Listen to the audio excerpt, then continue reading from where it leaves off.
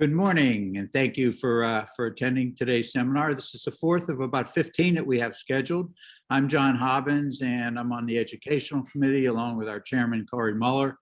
And we're kind of excited about what we're doing here today. In the past, we have always addressed the junior programs. And so this year we thought we'd do something a little bit different, and we call it, from 8 to 18, as you can see on your screen, a decade of development.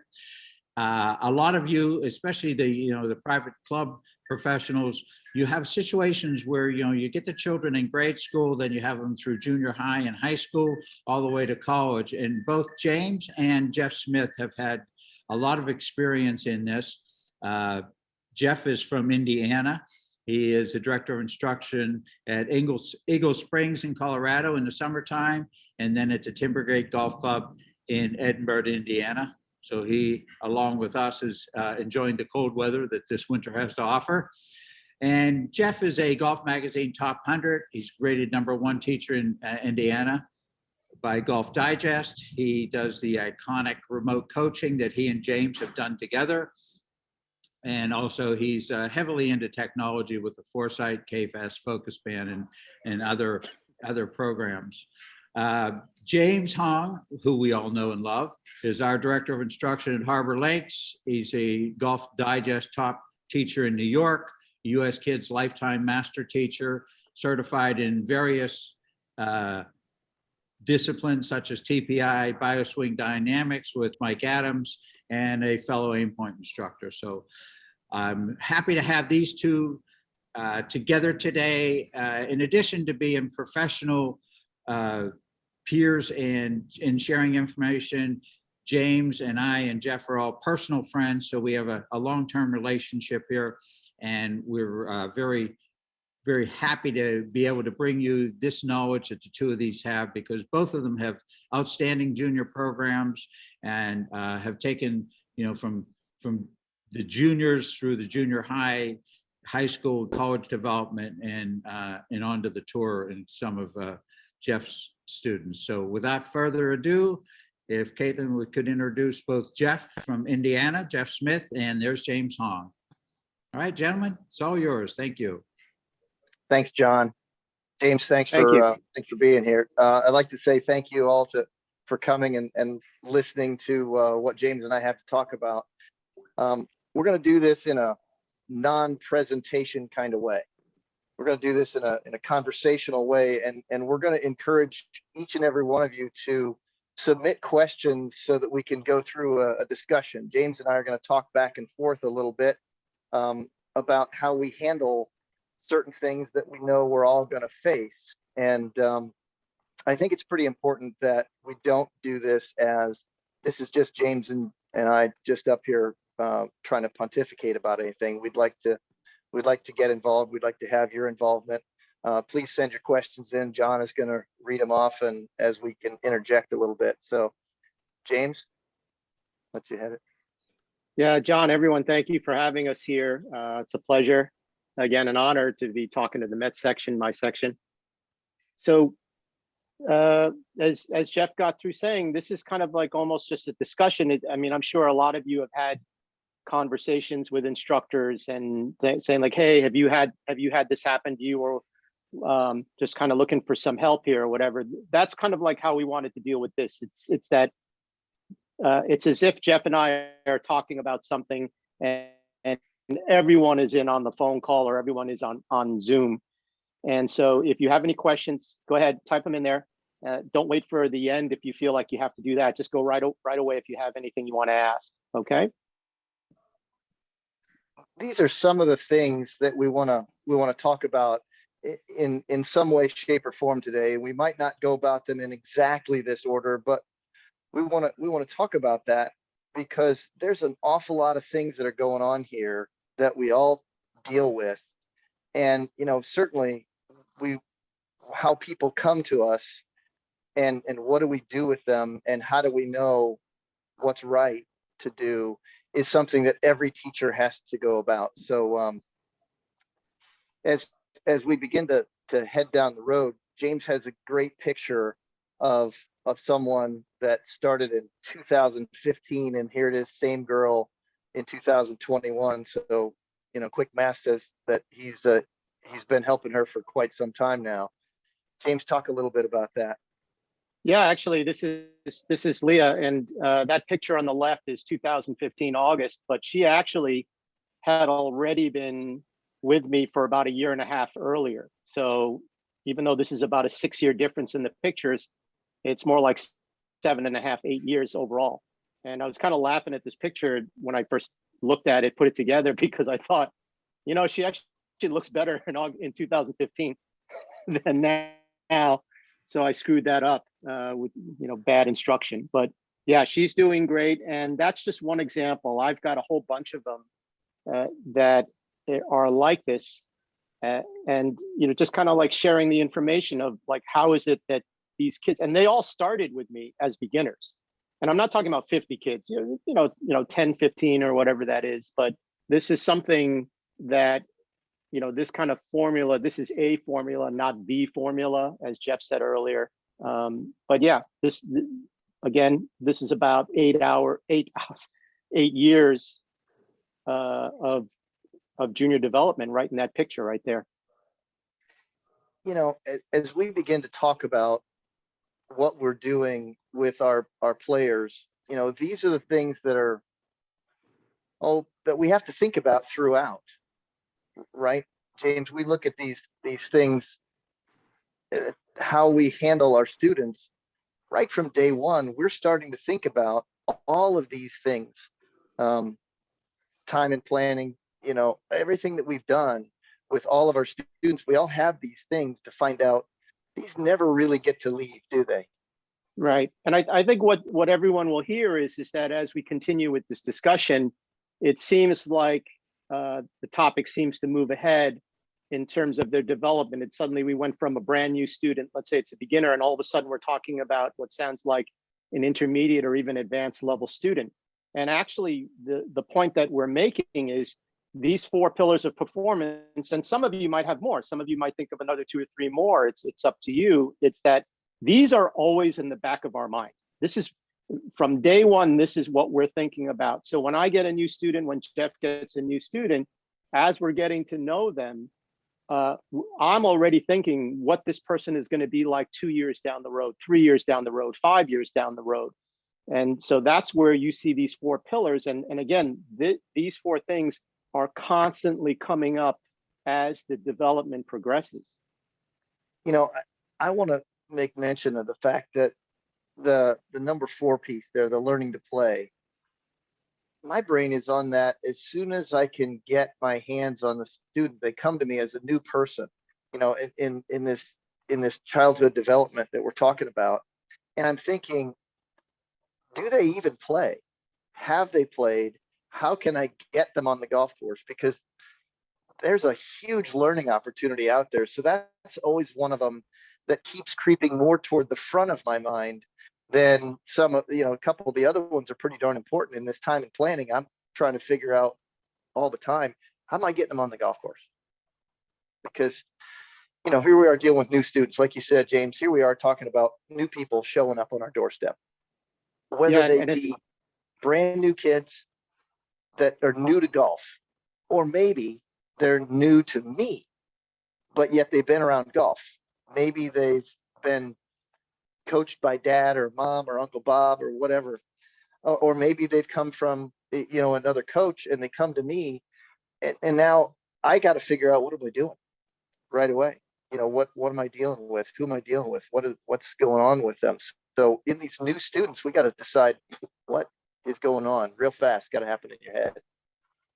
Right, exactly. And so I think that as you said, whether it's a brand new golfer, brand new junior, or someone that's had some experience, right off the bat, we're trying to get to learn what kind of a person they are, what their background is. And some of that might happen even before we get to meet the person. But we're also introducing them to a game and something that they want to learn and enjoy. And the bottom line is, it's a game. And kids love games, and they always want to find out like how they're doing. So we're trying to show them that this is like any other sport, that this is something that they can really enjoy for the rest of their lives.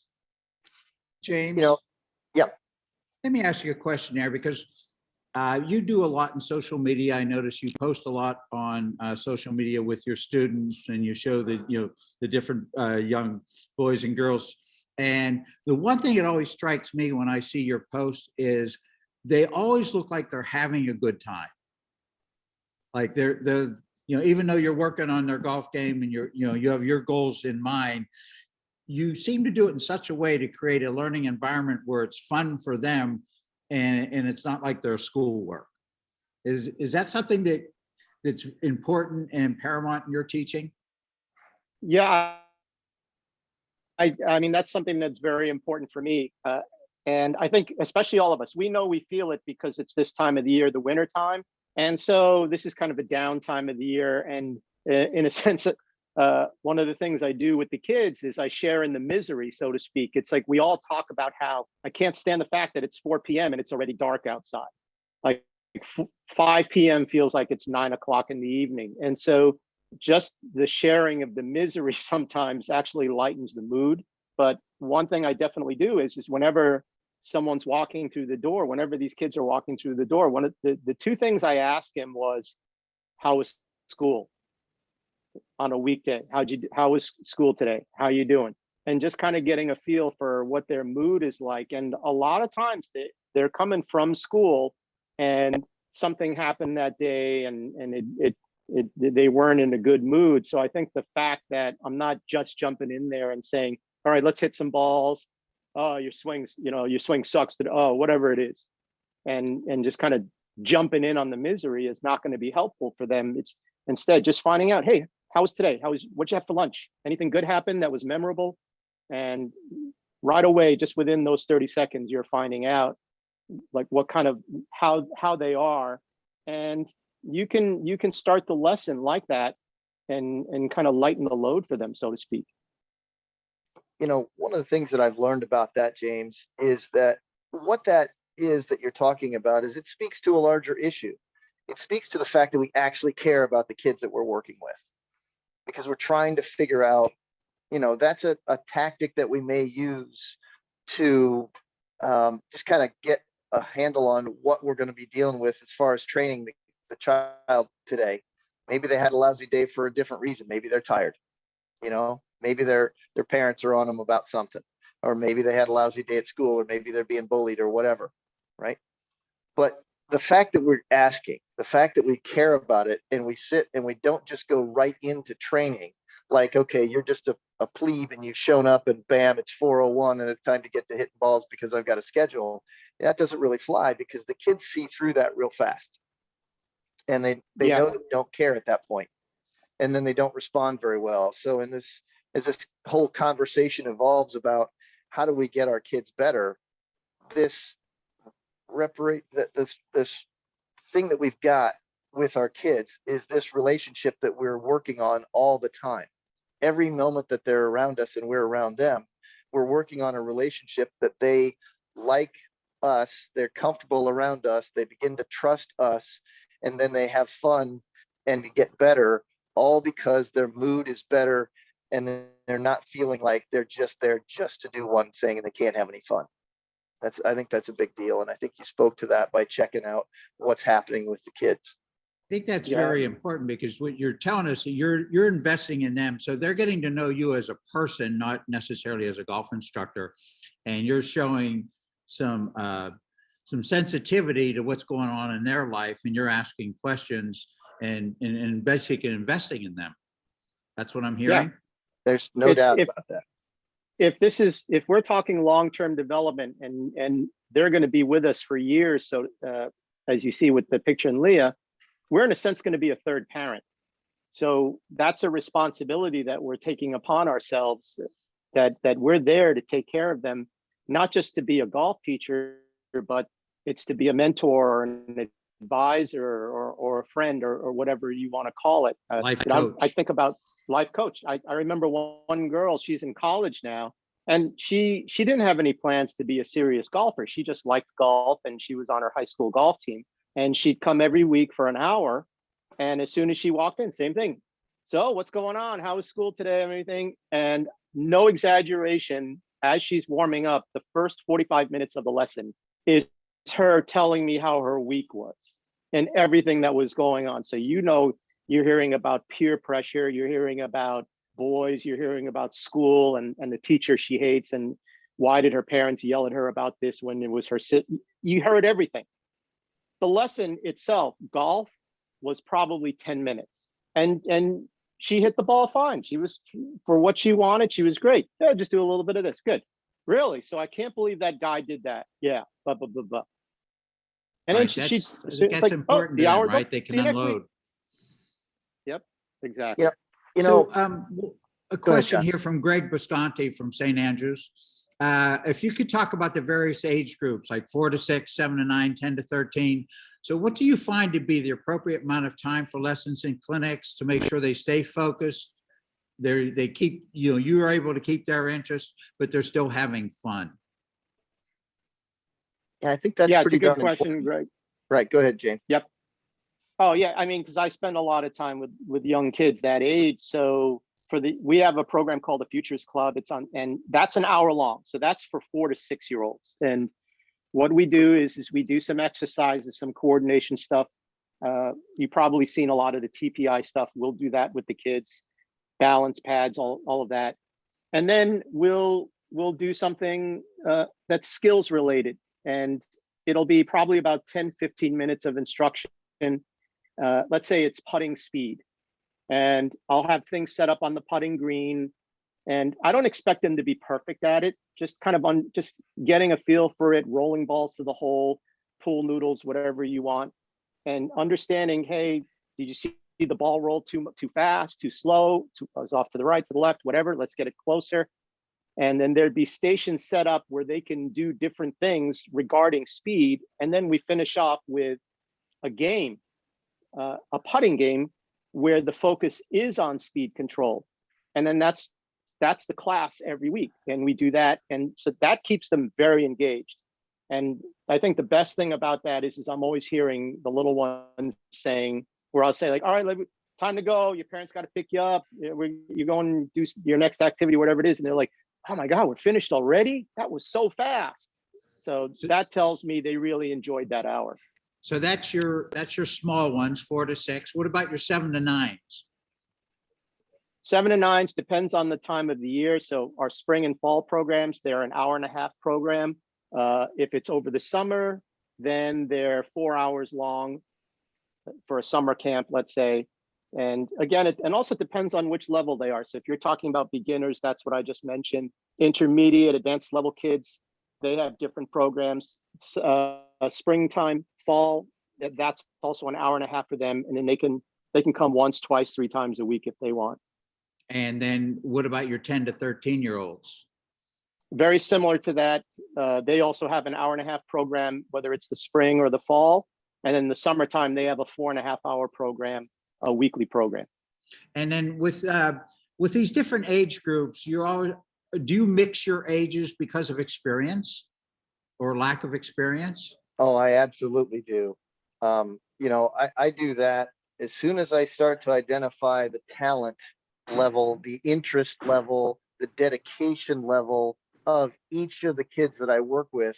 I'm instantly trying to pair them up, because I understand that kids will be really okay with kids at a different age if it's, somewhere near each other. It's not like you're going to have an 18-year-old kid working with a 4-year-old.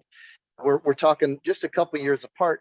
They don't mind if they can do some of the same kind of skills, because we can have those kind of games and those kind of competitions that they're there with a skill set peer as opposed to an age group peer. And it works really well for the kids who are very interested.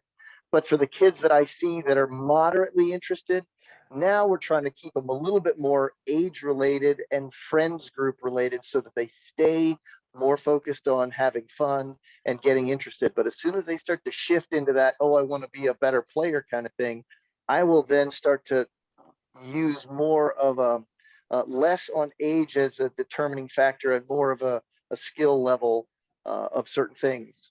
I've got Absolutely. got a 10-year-old kid who is quite honestly one of the best putters I've ever seen in my life, and I say very little to try to stop that thing. because I don't want to make him worse just by talking about it. But I put him up against some of my high school kids in putting competitions, and he really gives them a run for their money. They're sweating bullets when they got to putt against that kid. So what I think I've noticed too with when I see some of the stuff that James has posted is that you have young boys and girls together in these groups, and James has a lot of young female golfers who are very proficient, and I think that's really that sends a really good message both to the boy and the girl to get them interacting at a very young age together on equal footing and learning to respect one another at a young age. So that, in this life coach, I always look at working with juniors as I'm more of a life coach than I am a golf coach. And I'm there to mentor them and to help them, like you mentioned, with their schoolwork or with personal problems, because I think if we can address those things and make the children comfortable, then the golf is going to come more naturally to them than not. But I like the idea how you both mix your children together so that they learn to respect one another at a young age and have that level playing field. Yeah, I think. Go ahead. I mean, I always remember a moment where a couple of the older boys and a couple of the older girls were out playing, and we were talking about something as we were heading to the tee box, and they were asking what tee should we play from today. And so I had said, all right, you guys, I want you to play from here, and you girls, I want you to play from there. And the two guys looked at me like, why are they playing from there? And I said, well, I want them to do something different. And basically they saw it as, no, we always play from the same tees. It's not like they should be up there just because they're girls or something like that. It's like, I don't know why. And I had to actually explain to the boys that the reason why I was putting them there was because I wanted them to work on different shots versus what they were working on. And that, to me, I had kind of a nice smile about that, because it shows exactly what you were saying. That isn't like, well, you should be down over by those tees. John, I want to talk a little bit about something you just mentioned again, is this thought about we're life coaches. For example, I deal with a lot of kids that are underprivileged, and it's a tough life in Southern Indiana for many kids. And I've got, in the last decade, I've had probably 30 to 40 kids that have come from broken homes, and it's very difficult for them. And so we wind up being a pretty good influence on their lives. And so one of the things I like to talk to about other golf professionals when we get into this part is how we behave really influences them, because you never know how a child from a broken home or in a tough living environment, how they view us. And I think that it's important that we all project an image of something that shows some really good qualities in life. And like, for example, what are we eating while we're in front of them? Are we cramming pizza in our face or donuts, or am I drinking a Coke, or am I drinking water and eating an apple? And some of those things I have to pay attention to, because I know at some point I'm influencing those kids, and I don't want to influence them in some bad way. So I'm worried about, how I carry myself, and I'm worried about what I look like all the time, and what I'm doing, and what I'm saying, and how I'm saying it, because we are really truly influencing kids' lives. And I think that, James does this, John does this, I know I do this, is that we're constantly thinking, how can we make this child better through the game of golf? But yet, even sometimes, like James had mentioned earlier, how you doing today? Maybe we're the ones that are in their life on that day, at that moment, and that time, that can stop a problem from happening inside of their head because we paid attention to them. So I know that it's pretty important for us to know the child and their situation, so that we know how to treat them. And so we know, if at some point we need to go a little softer, go a little harder, have a little bit more fun with them, or is it time to push and make them better? So I think that those things are pretty important, and that we understand their situation. Massively important. And Yeah. and And the thing that I noticed when I've seen James, I'll be out at Harbor Links, and I'll interact with these kids when they're getting ready. Like if I'm out there early in the morning and, all the kids are showing up, is that you have especially in James's situation out there, you have a lot of children from different ethnic and cultural backgrounds. And it's just a real melting pot of all these different kids coming together. And they're all young kids who enjoy golf. And I think that's really important that they interact at that stage and that level. And you don't see any of the bad stuff that we see as adults. The kids never see any of that. And so they grow up with what I think is a very healthy attitude toward one another, boys and girls, girls and boys, different kids from different cultural backgrounds, from different ethnic backgrounds, from different racial backgrounds.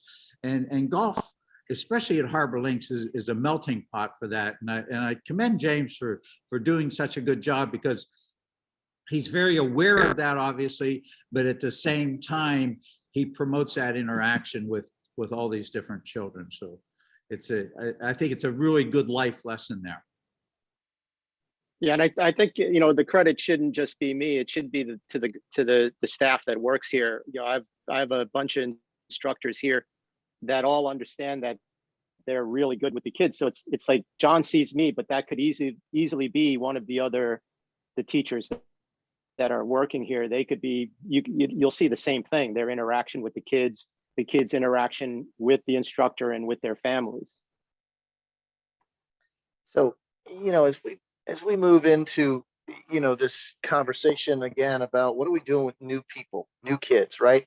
We got to kind of put them into these skill-based thoughts, and where are they right now? What's their goals, and how do we deal with the kid? But also at this point, since we are talking about juniors, we are also talking about their parents.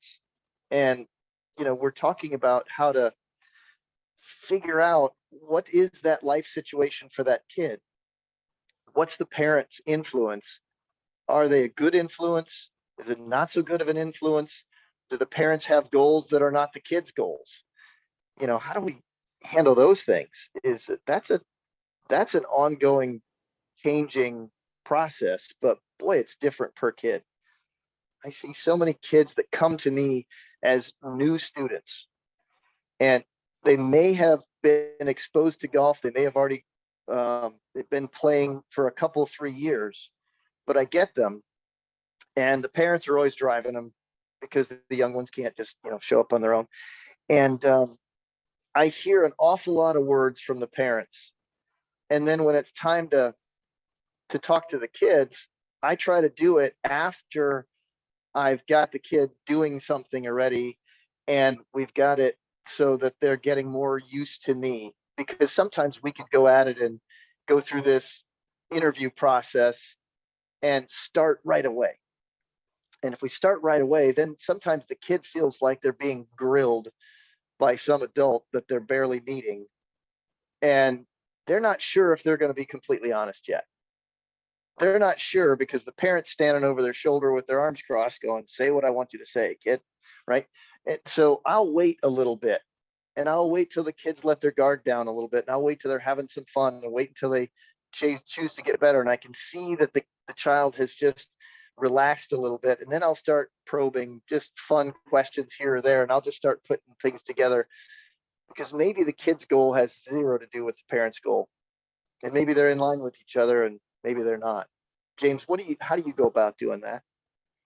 Yeah, I think sometimes actually a lot of times that starts even before you're meeting the person. It's I'll get a message or a phone call, hey, we want to sign up for a lesson for my child, and I'll question the parents. It's right there in the email.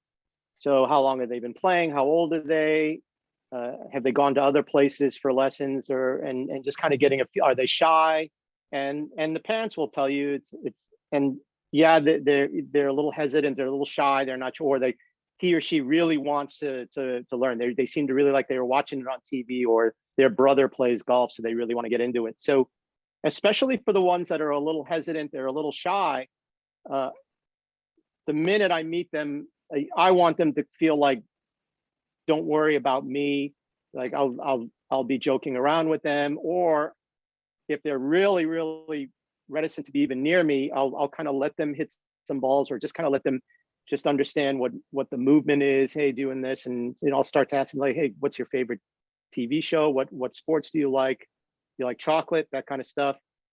Do you like Legos? Everyone knows I like Legos, and so I'll start talking to them about that, and I'll even have some fun with, like, I've had some kids that say like, oh, I don't like chocolate, so I'll just kind of give them this like, you don't like chocolate? This lesson's over. See you later. And they kind of like have that grin on their face. They get it. And sometimes other kids, it might be something as simple as soon as I see them, I'll be like, are you the world famous John Hobbins? Do you know how long I've been waiting for this moment to meet you? I can't believe, and then I'll pull out a pen and a piece of paper and say, can I have your autograph? You have no idea how important this moment is to me. And then you can see the look on their face, like, who is this weird guy and stuff. But right away, and especially the ones that have probably gone to 3 or 4 other people, they're kind of like, okay, this is different. This is already a little different. And they might kind of look at you as like, he's weird, but he's not what I thought what I thought it would be. And sometimes that alone breaks the ice. Well, James, we've always thought of you as a good weird. You're happy. Oh, weird. you haven't spoken to my wife, but yeah, okay. If you Yeah. want to say that. You're a happy weird. Let me ask you a question here, as since I see the advanced competitive up there. I had a situation with a competitive junior who's really a good player. He does some national things, and we were together one morning, and I asked him how his last tournament went, and he said, other than having to fire my caddy on the first hole, he said, I had a good outing. And I said, well, what happened? And he explained to me that the caddy was with odds at his reads when he was doing his putting, and he just like he wanted the caddy to be quiet, and the caddy wouldn't be quiet. And so he said, at that point, my uncle was in the audience, right? He was a spectator, and he came in and he caddied for me, and I told him, I just want you to carry the bag. And I said, well, who was the caddy? And he said, it was my father. Yep. So he fired his father before the first hole was complete. And I know that in the situations that I have dealt with, I always thought it was a good idea to keep the parent off the bag in these competitive situations. I've never seen a really good situation develop with the parent on the bag. What do you think? Yeah, I agree with you, John.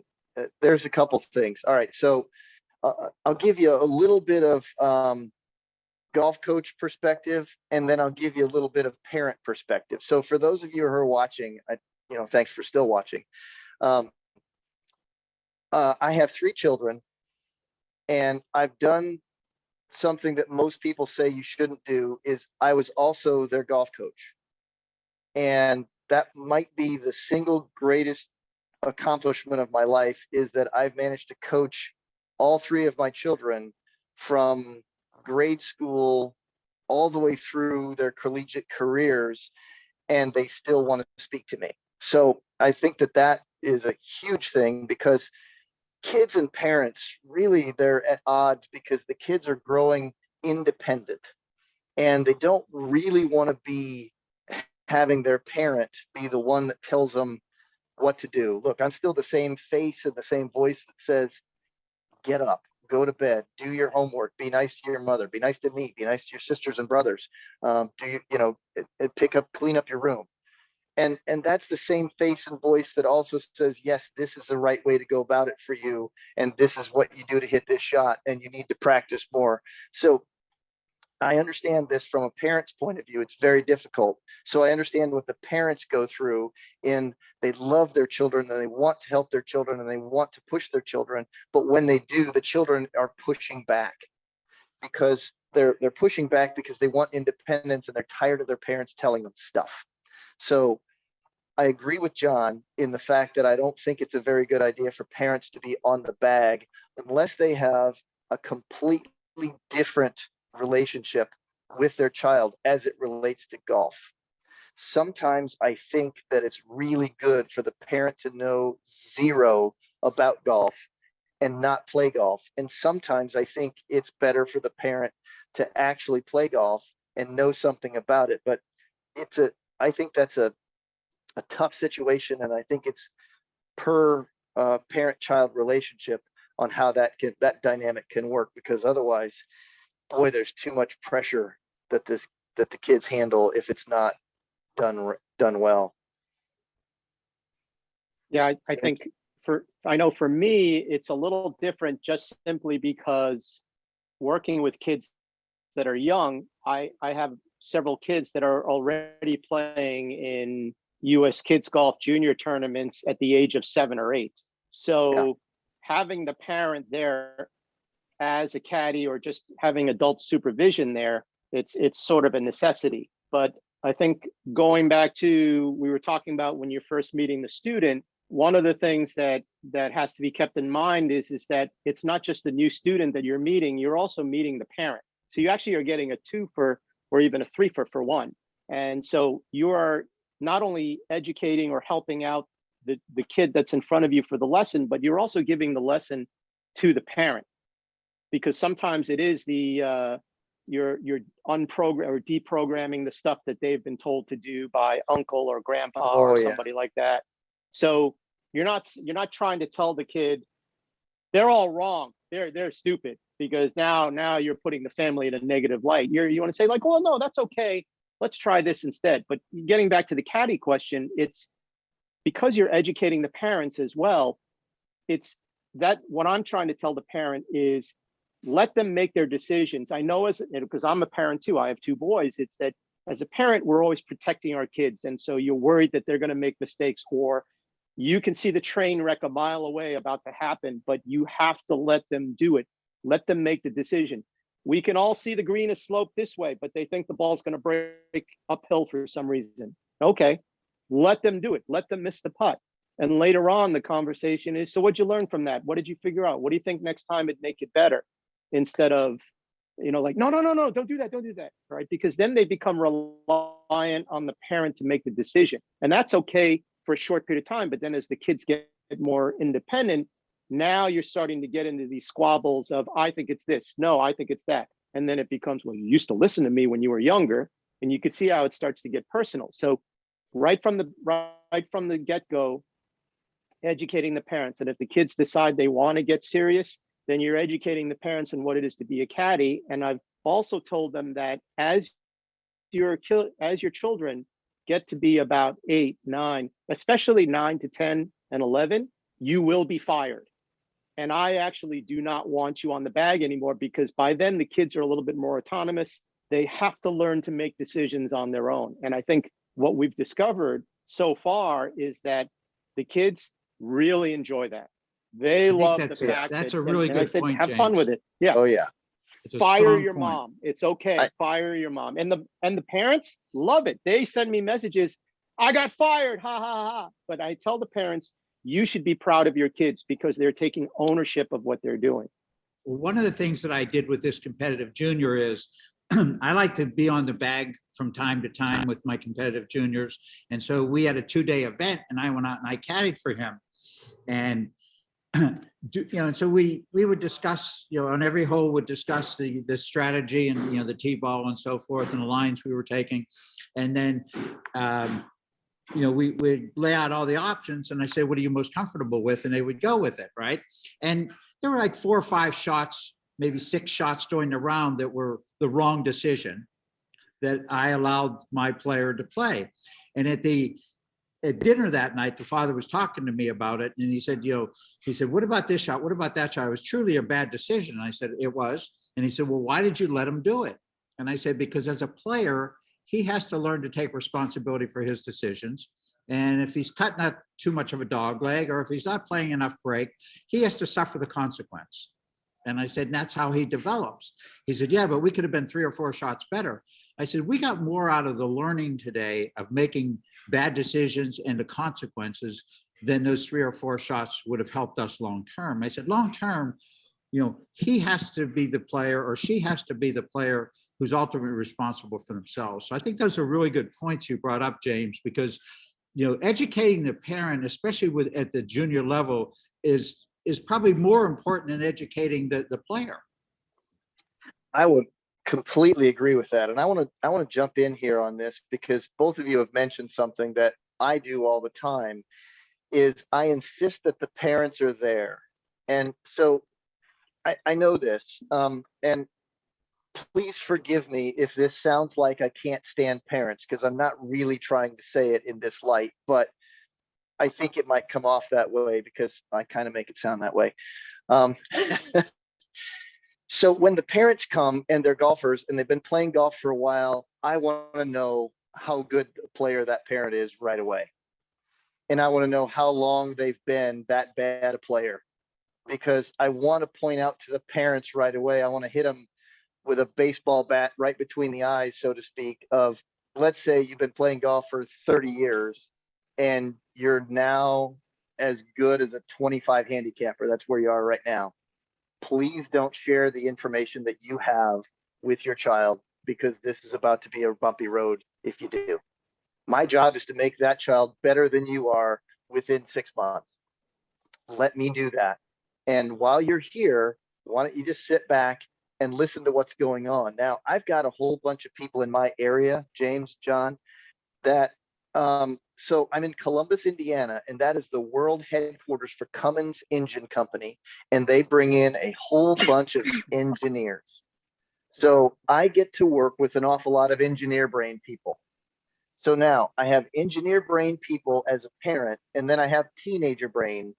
And that's the combination that walks through my doors a lot. So you put teenager brain and engineer brain together in the same room, and we've got defiance of what is they call their version of the scientific thing that goes on. The engineers think that they know the whole thing, but they don't know how to communicate it. And I'm not picking on engineers, but generally speaking, they're very smart people about a certain thing, but they're not overly communicative. They're not really good at that. So I have to somewhat educate them on why this is happening and what we should do. And oh, by the way, this is still a child and they're growing. And so right now their body is shaped like this and moves like that. So it's easier to move a club in this way. So we need to do these things instead of just don't throw out that golf speak because you're a 20 handicapper. So I do a lot of education of the parents. So it's a difficult thing because we have to clarify what the role is of that parent at that time. And the role changes because the kids change, and then the parents get more educated because James, you're educating them, I'm educating them, John, you're educating them. Hopefully everybody else is out there doing the same thing to make sure that the parent doesn't become either the problem or just a speed bump. We want them to help the situation by either taking the stuff that they're trying to influence them with that does not work or is getting in the way. We want to get rid of that part while still having them involved in a parent role of being encouraging and not beating them up on the ride home from the tournament or the golf lesson or the day of practice or whatever. Because we're trying to give all of our kids this, we're trying to have them become independent. We're trying to have them become self-sufficient. We're trying to make sure that they grow and they learn on their own. They learn what's going on. They learn how to solve the problem themselves. And so what I tell the parents is something that they don't want to hear. Early on, I would like it so that the kid sees failure. They're like, what? You want my kid to fail? Right now I do, because they need to learn from that. Because we really, as humans, we seek pleasure and avoid pain. So if the failure gives them that pain, they will learn faster not to make certain kinds of mistakes on the golf course. And I think that's a want them good to point, experience Jeff. that early. That's a strong point. Yeah. You know, one of the things I always talk about to my kids as well as my adults is that we all learn to walk by falling down. Yeah. The more times we fell down, the closer we got to walking. And that's the failure of not being able to stand on your feet that motivated all of us as toddlers to learn how to stand on our feet, to learn how to get balance. And then we're on our feet the rest of our life. We run, we walk. And then as soon as we started to walk, we fell down again because we tried to run and we didn't have that motor pattern. But once that's established, then you have it for a lifetime. One of the things I was thinking about while the two of you were talking, because a lot of our our participants here in the Met section, you know, a lot of private clubs here, a lot of high-end private clubs, a lot of very successful high-end private club members who are much more intelligent than their head professionals and directors of golf here in this section anyhow. And what do you think about the beginning of a season, if the golf professional were to host a parent night at the club to lay out the junior programs for the season, to lay out, you know, what the philosophy is of the programs and the instructor, what you're trying to, you know, what are your objectives? The fact that, you know, you have ongoing programs from, you know, the 6 to 7, 8 range, and from the 8 to 11, or for the 11 to 14, but to just kind of do like a junior golf program introductory night for the parents. Would that be something that you think would have value? You know, I really do, because the parents really want to know what's going to happen, why it's going to happen, and how are you going to make the differential between, you know, what are we doing? How much time do we have for this, and how much time do we have for that? Because the parents need to plan for their kids' lives. So I deal with an awful lot of mothers who are the controllers of their kids' schedules. And so this is something that you bring up, John. It's a great idea because it gives a couple of things right up front. If you do it early enough, then all of a sudden the parents can plan for little Bobby to have a certain amount of time for golf. Instead of saying, oh, well, little Bobby's got this and he's got that and he's got the other thing. And I don't know, maybe we can get there on a Thursday evening from 4 to 6, James. Maybe that can work. But I'm not sure yet. But if they had time to plan that, now all of a sudden they could see what you have, and maybe they won't be doing taekwondo, or maybe they won't be doing piano, or whatever else they have that is conflicting with what you're trying to do, because maybe this show it to them early thing is what you're saying, John, and show it to them early so they can figure out their own life schedule. Now all of a sudden the students have more time for golf, because they've got an idea of what golf could look like and how it could progress.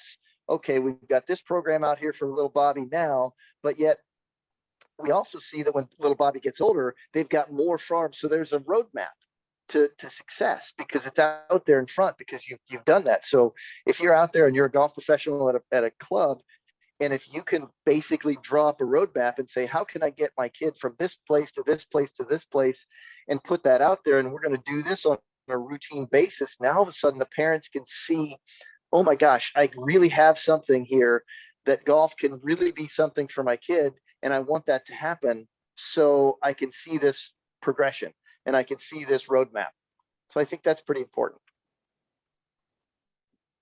Yes, I agree. If you do that at the start of the season, you're basically opening the lines of communication with the parents. And I think what you also have to look at is, and again, the three of us are parents, is that if we flip this around and my child was in this program, what do I want as a parent? And if I'm being told right from the start, this is what we're doing, and I'm being communicated with, I like, all right, I like this. I like where this is going. I feel much more at ease about putting my child in this program. And this is going to continue throughout the year. It's just like parent-teacher conferences at school, is just maintain those lines of communications. And I know another thing that's a possibility is that I do this through either B1 or through Iconic, is I will take quick videos of what that session was, and then I will send it to the parents. I'll send it in a group thing. It's like, this is what we worked on today. This is what we did with putting. We did this, we did that. We did this for full swing. And then we went out and we played 2 holes. And they get a highlight video that's about 2-3 minutes long of everything. And they feel like they're involved. Oh, that's pretty cool. And I know a lot of times I'll get comments the next go around of, hey, I got your video. That was really interesting. I never realized. And right. So now there's less of that interference, hopefully, because sometimes the reason why the parent is interjecting is because they feel like that their child is not getting that information that they want to say. So if they know you're saying it to the child already, then they're like, all right, teacher knows better than me. Good. I think Right. Sometimes they're that's a good point there. Yeah. I created this idea of a good offense is better than a good defense with interacting with Right. parents, because both of my daughters are involved in sports, throughout the year, from ski racing to lacrosse to squash to competitive tennis. And the issue I've always had and still have with their coaches is I have no idea how they're doing. And I have no idea what's going on at the classes. So from time to time, against the chagrin of my daughters, because now they're teenagers, I will show up a bit early just to observe. And it was that lack of interaction with the coach and myself. And my wife and I have a financial investment in this. We're paying for these sessions, and I want to see what's going on as an instructor myself. So I come up with the idea of that good offense is better than a good defense plan. And so just like James mentioned, I'll send those videos. I'll tell them from session to session how we're doing. If I have a group of kids I'm working with, then I'll include all the parents in it. And so they feel like they're getting something for their time, for their money, and they know that you're doing something. And I think as instructors, and especially for our head professionals and our associate professionals, assistant professionals at the clubs, if you do things like that you haven't done before, I think it makes it more engaging for the parents and for the members, because I think that the way we stand out as instructors, as head professionals, as assistant professionals, and associate professionals, is that we do things differently than they're used to doing. And if they've had older children to go through programs before you got there, you can engage them in this manner like they may never have been engaged before. Because, at the end of the day, they're getting billed for it. They have to know what they're getting for their investment. And now it's a lot of work to include them, but it's even more work to take one phone call at a time and defend what you're doing or have to answer questions. I agree Exactly. with that. John, here's what I've been doing for the last few years. So we've got these great electronic platforms out there, and I really like the Iconic platform because, of course, everything that I do, we're recording little bits and pieces of the lesson. We're recording little bits and pieces of information, and we're funneling that right to the student. But yet I always tag the parents on it too. So they've all got an app on their phone. Kids love playing on their phones, and I can see when they're engaged, and I can see things, and their parents can communicate with me through the app, through the chat feature and whatnot. And they see the lesson module that I send out, and they see the fact that I continue to give them tests to show progress. And so the parents, like you said, John, the parents are smart. They want to feel like, okay, I'm involved in the process because number one, I'm the parent and I'm also paying for this. So we all have the thought as a golf coach and as an instructor, where we're working with the kids and trying to make the kids better. But yet we're smart if we communicate with the parents all the time about what's going on with the kids, because it's not always progress.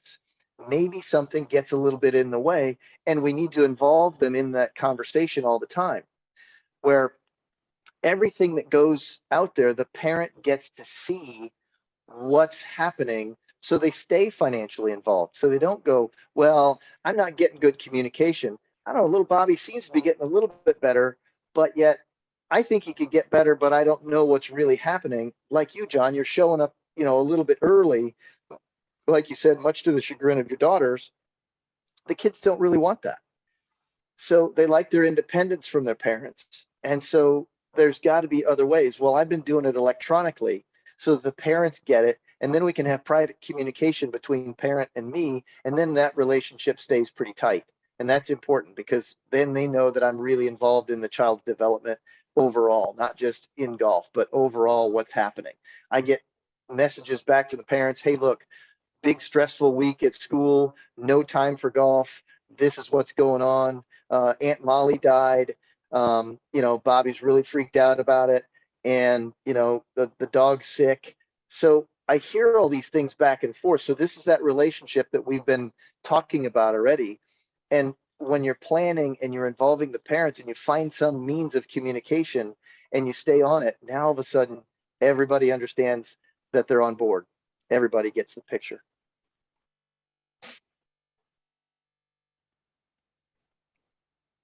James, we've got some stuff we've got to look at, right? We've got in as we talk about this planning, we've got kids that can't come very often.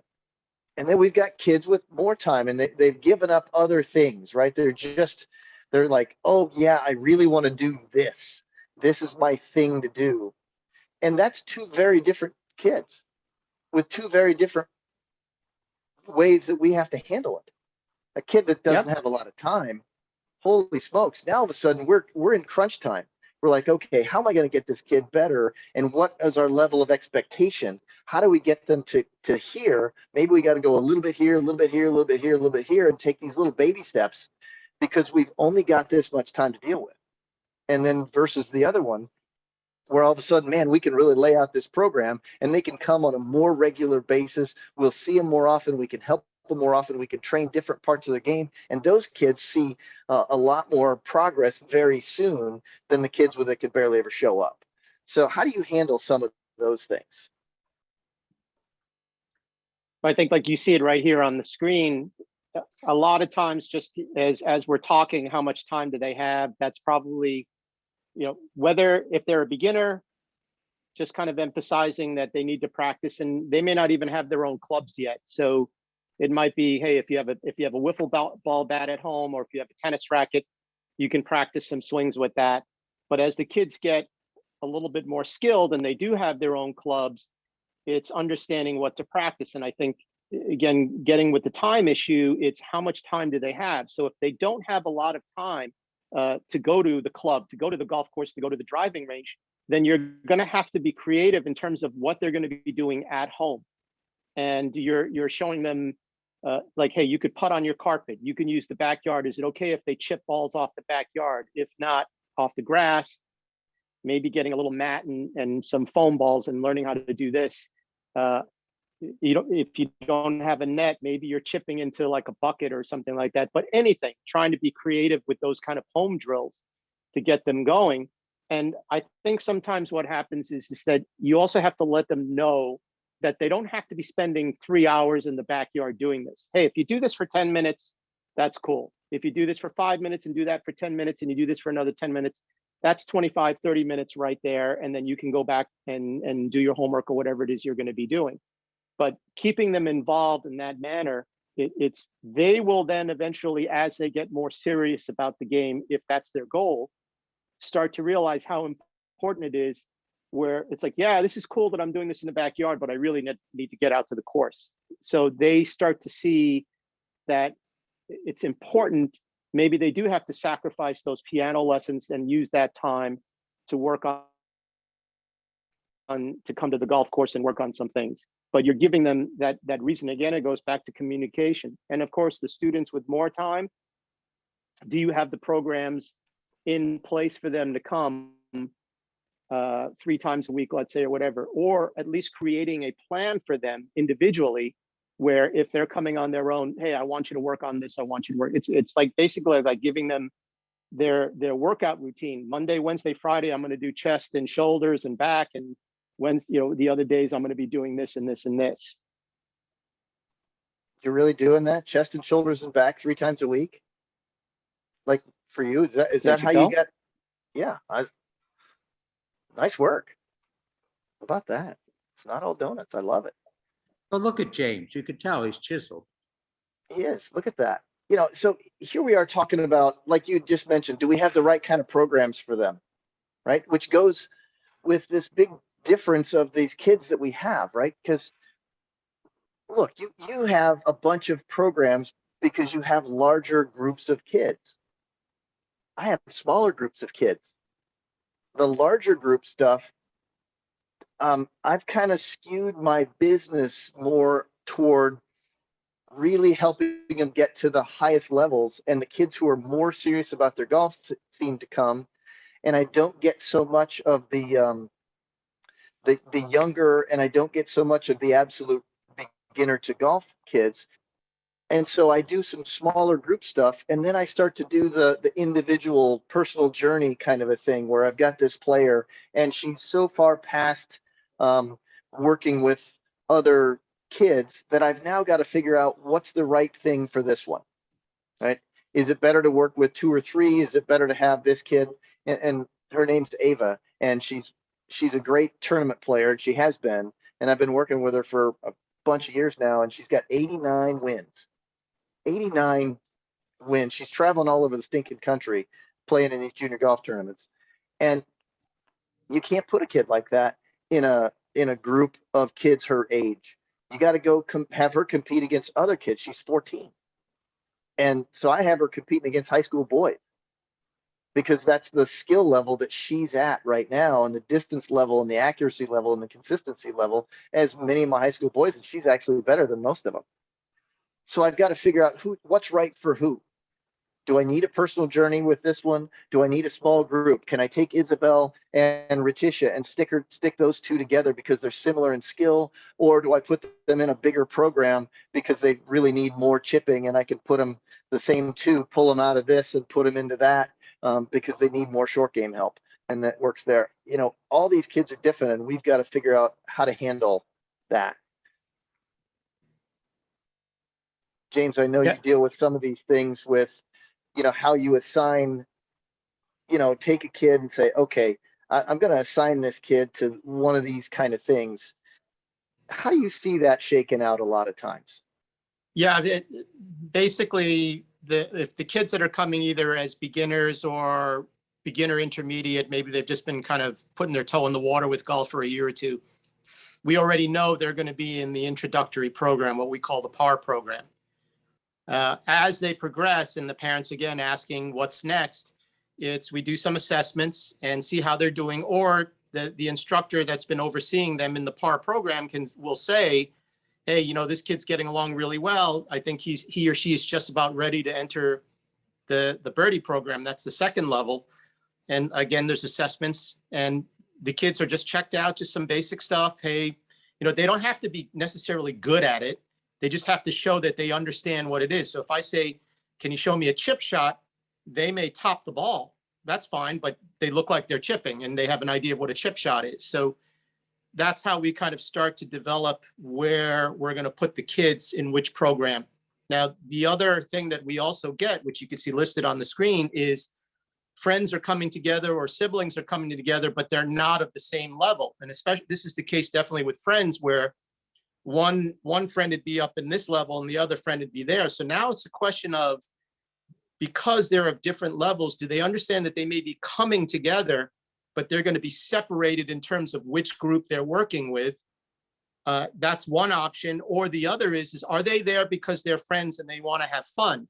And so that means that the more skilled child, do they understand that you may not be getting the instruction that's to the level of your ability, but you're having fun with your friend? And if that's okay, that's fine. And I know Jeff was talking about, we were talking about this yesterday, actually, about how taking that higher skilled friend and still working with them within that group, but actually kind of making them a little bit more responsible for the development, sort of like making them an unofficial assistant coach for your group. Right. Right. You know, one of the things that I find is that actually helps the kid that's a little bit better than the rest of that group, because it's really funny to watch a kid. You're helping them, like John mentioned earlier about helping the kid develop in every way. You're helping them develop as a leader at that moment, because you've somewhat given them a little bit of responsibility, and now they're focused, and they don't go over there and just mess around, because now you've given them a little task that they like. And like, okay, I'm going to be James's assistant. So, okay, so let's make sure that the ball's in the right place, and let's make sure your hands are on it in the right way, or they do something along those lines to help other kids. It actually makes them better because now they're paying attention to very specific things. Think about how we really learn a lot of things, right? There's that see one, do one, teach one. And the second you do the do one, okay, you're kind of getting it. But the second you do the teach one, now you're really getting it.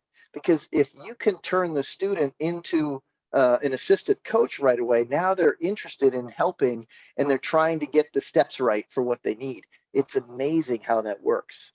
Yeah, and I know especially with our more experienced kids, it's the older kids, like the 16-year-olds, are overseeing or mentoring the 10 and 11-year-olds. And meanwhile, the 10 and 11-year-olds are turning around and overseeing and mentoring the 6, 7, and 8-year-olds and showing, and it's kind of cool to hear their interaction. And you'll hear the little ones going, "Did you go to that US Kids Golf tournament at this place?" "Yeah."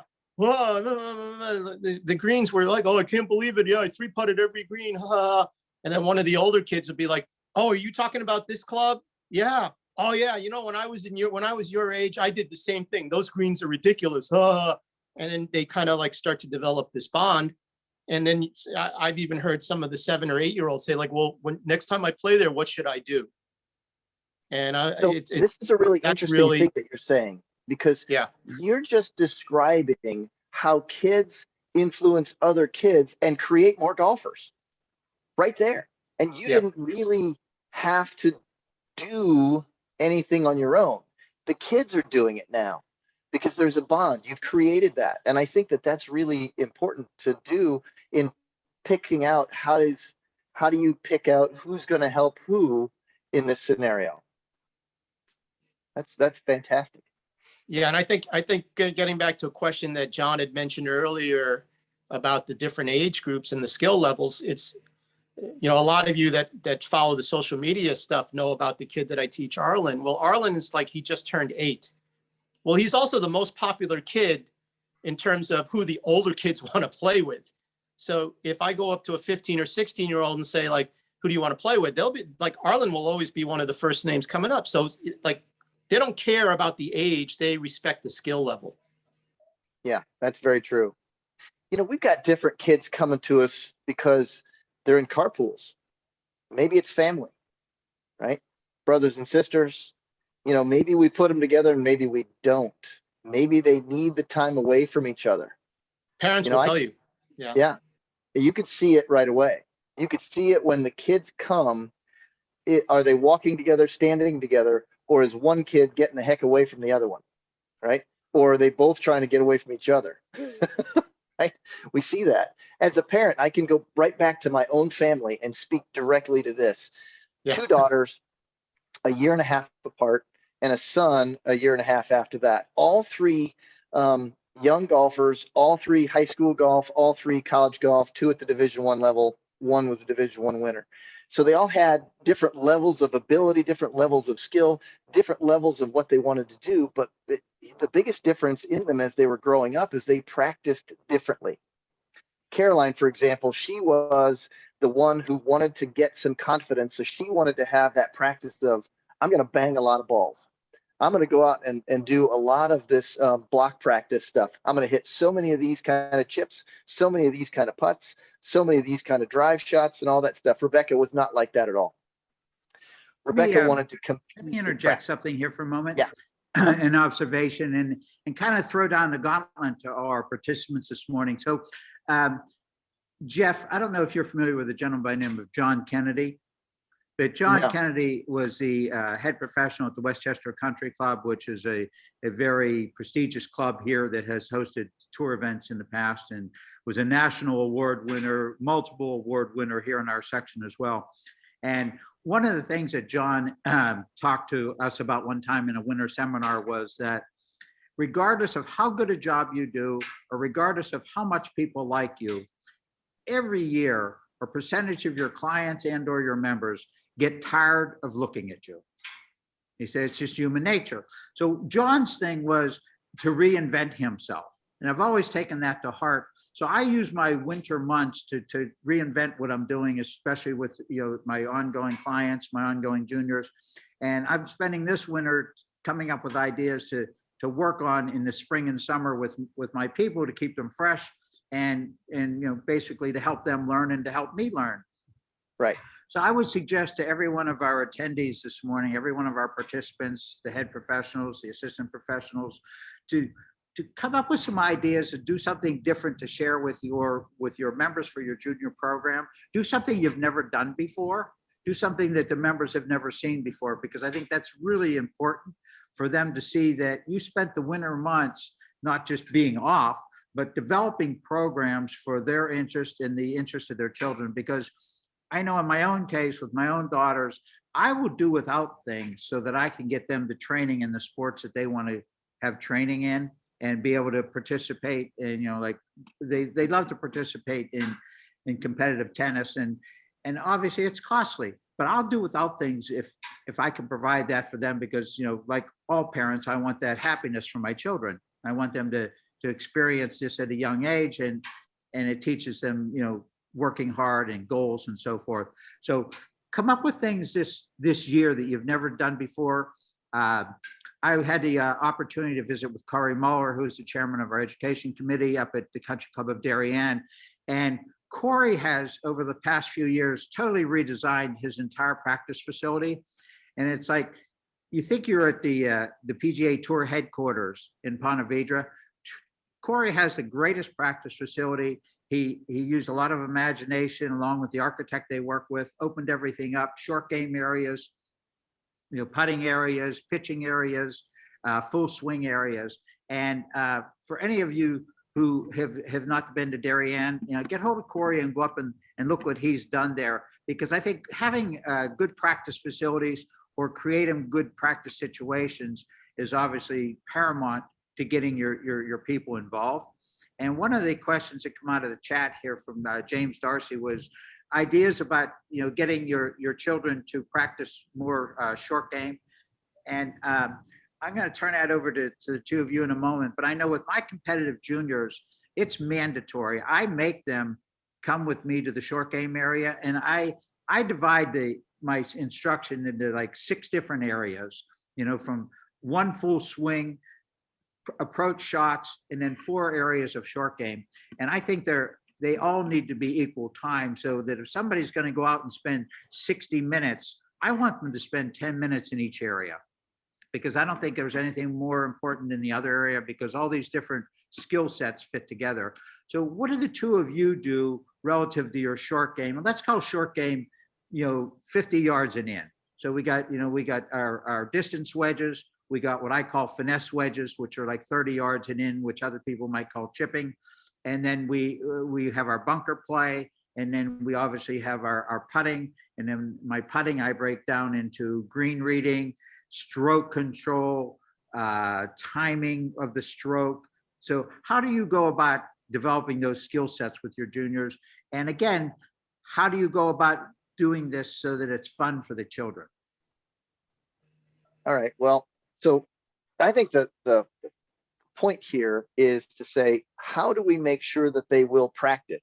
It's part of a practice plan that we all make sure that is effective and works for their game.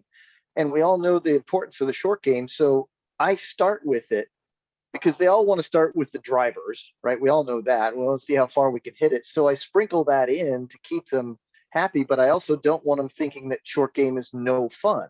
So what I'll do is right out back here out in the studio at Timbergate is I had them build a short game area, and they did it without spending an awful lot of money, but there was already some hilly ground and they wanted to flatten it out. And I'm like, no, that's creativity right there. We need that. So we built a green, we put a bunker in, and we do this. And then what I do is I'll have them go out in this, in the shape of a Nautilus shell or away from the hole. And I'll go and I'll drop about 20 different clusters of golf balls, starting with short and tight, and then move around and away and away and away and away. And it just curves all the way around. And there's never the same lie. And there's never the same condition. And so what I do is I'll have a lot of these kids go around in these, I don't want to call them circles because they're not. They're fanned out circles around the area.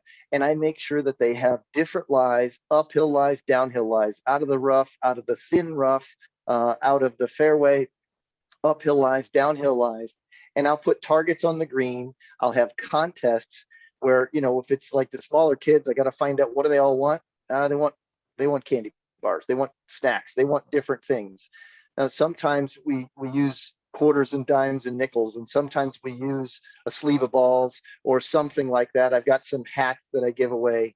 I've got different things that there's always a contest. There's always a game, because keeping it interesting and skill-based is what I'm after all the time. So when I get a cluster of kids there, I want them to think that short game is fun. So I make it fun, but I also make it a challenge. So I make sure that we give them these things, because we all know we're going to make them, hit inside of a big 6-foot circle, because we know that 3-foot putts, that we want to get a lot of those, and we want to keep it into this circle that's a realistic, big enough circle, but yet still a challenge. And 6 feet seems to work out really well. So we'll throw something out there to see if they can get how many balls they could get in.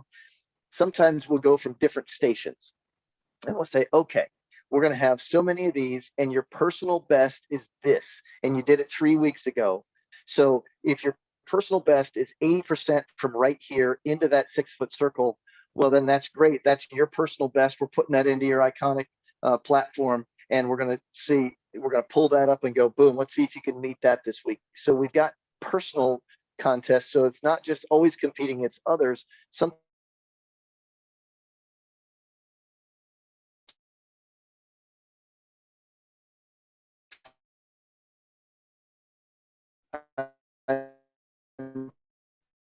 and my job is sure that they want to continue to do this. So I'm going to find lots of different creative ways of going about making sure that that's in a realistic plan for them to get better. So it's a great question. I love that. Yeah, I think with one of the things I do, again, it depends on the age group.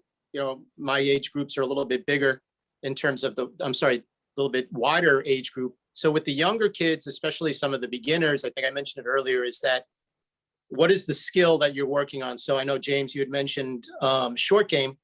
So what is it you're working on? So is it chipping or is it putting? And picking a particular thing about that part of the short game that you want to work on. So I had mentioned speed, putting speed.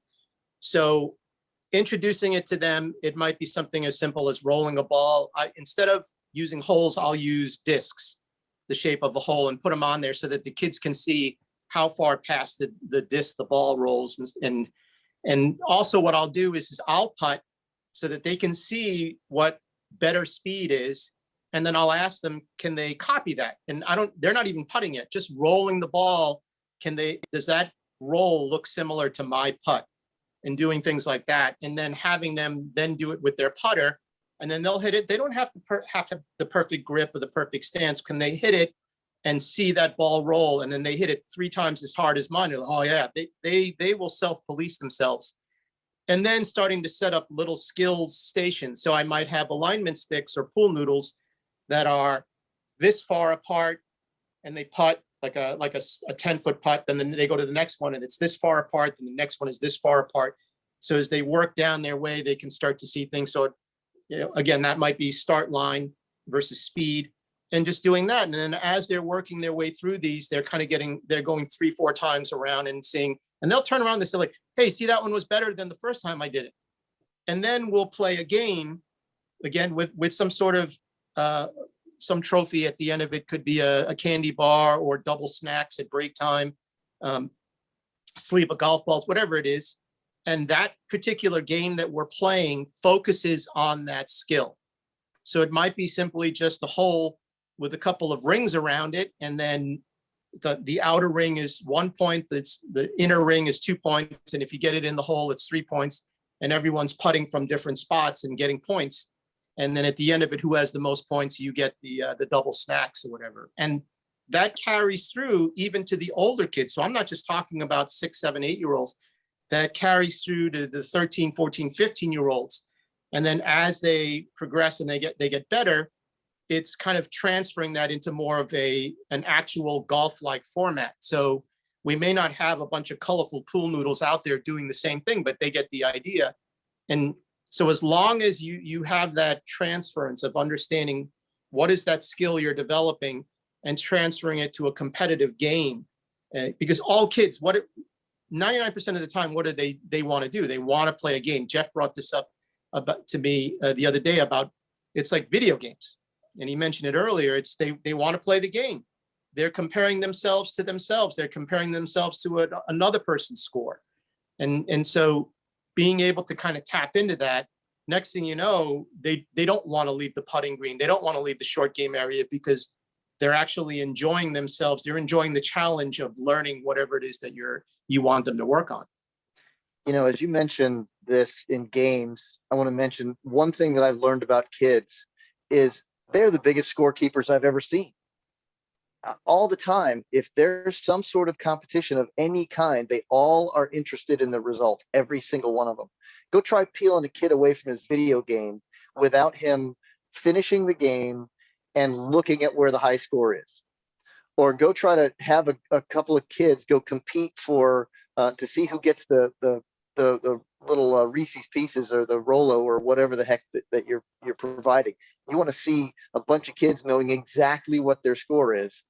Just do that. Just throw a little competition out there. They know. They'll figure it out. Whatever scoring system you come up with, they will understand it very quickly, and they'll go, no, no, no, no. He's at this place and I'm at this place, and they know. So these kids are. It's easy to get them to compete because they're born to do it. It's innate. If So if you don't mention it, they'll ask you. They'll say, "What do we get if we win?" Yeah, right. And then if you set down a set of rules, this is always funny. You set down some very clear rules, and they will come up with the, well, what if this happens? Right away, like you have to have an answer for that, because they're looking for a different way to beat the system to win. They're competitive as all get out. It's funny, and I wonder all the time, is this part of something that we go through so that we know we can help the student? Because if we're not using all of our resources in our mind or any of our tools that we have, I got a room full of tools and gizmos and stuff, but that may or may not help. It may help to use something as simple as a contest, as a short game contest, as a putting contest. Those are resources. And I need to know that I'm confident enough as a coach that I can actually help my kids and help this student, whoever it is, because I've got to get creative, because kids are really creative. And if I bore them to death, John had mentioned earlier about, hey, let's go reinvent ourselves. Of course, because we don't want our kids to be bored. We want our kids to be constantly engaged. And so we got to hold ourselves accountable and adapt to what this is. So John's point about saying, I'm trying to get better every winter to change myself to get it so that I'm actually more successful with all of my students. Well, this is important. So no matter what we are, we have to get through to our kids, and we have to make sure that we're helping our students improve. And we've got to do it in a way that they like, because they'll adapt to it and grab onto it. Because if we can't figure it out and we can't adapt to what's going on, then we're going to lose them. So we got to. I think that's a strong point, Jeff. And again, if you show them something this season that they've never seen before, and then you can tell them how you come up with the idea, how you develop this during the winter, and why you're doing this. I think that's really important. One of the things that we had earlier on, it was actually our first educational seminar, was we were fortunate enough to have Rob Labritz, who was a medalist at the Champions Tour qualifying school.